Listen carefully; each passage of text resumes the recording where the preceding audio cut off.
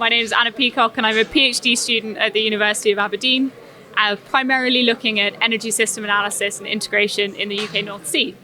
So my work is currently focusing on developing a high spatial resolution energy system model to analyse how the planned staged abandonment of offshore oil and gas assets can be optimally aligned with offshore wind development, green hydrogen production and carbon capture and storage.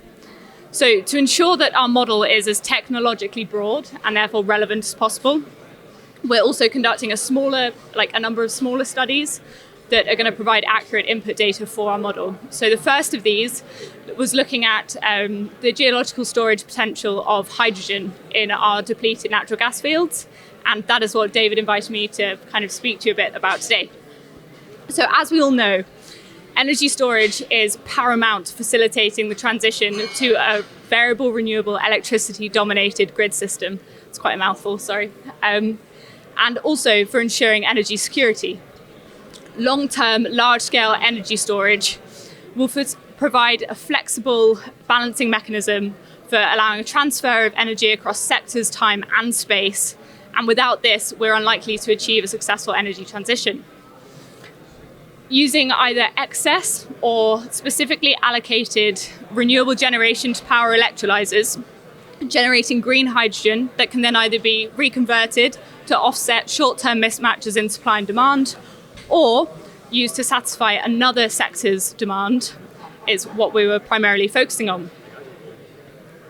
So we therefore need to approach this challenge both considering the power sector and decarbonising our so-called hard-to-abate sectors. So within our high-level study, we are focusing on quantifying the potential of hydrogen storage within depleted hydrocarbon fields for satisfying UK domestic heating needs on a seasonal storage kind of system. The coupling of green hydrogen and geological storage, which offers ample geographic availability, the opportunity to repurpose existing infrastructure and reduce cushion gas requirements, and therefore also costs, could provide a very important balancing mechanism for our future UK net zero economy, should we obviously hopefully reach it. While hydrogen does have a higher compressibility factor and diffusivity and a lower viscosity, studies have shown that losses due to diffusion and dissolution through reservoir cap rocks are deemed to be negligible or insignificant. That being said, obviously until a commercial site is developed, it remains to be seen whether the risks associated with hydrogen storage and repurposing natural gas fields, such as increased microbial activity or geochemical reactions, can be sufficiently mitigated. So our study, as you can read more about on the poster over there, we were looking at, as I say, quantifying this potential, and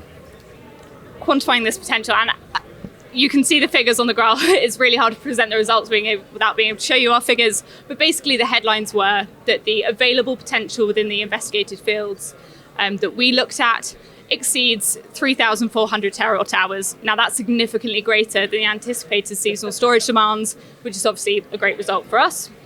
We also conducted a weighted analysis based on a set of criteria we developed through expert solicitation with industry partners, which allowed us to identify optimal fields for coupling green hydrogen generation from future planned offshore wind developments and storage in depleted reservoirs.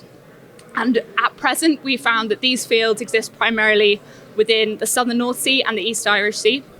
And then we also considered the coupling of a high deliverability salt cavern storage system with high capacity natural gas reservoir system to deliver UK heating. Because as I've said, some of you will need probably a mixture of high deliverability and high capacity for our projects.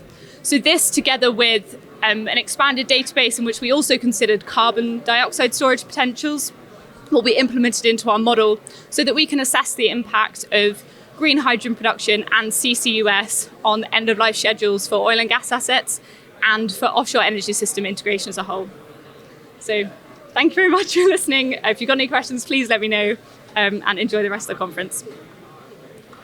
Thanks.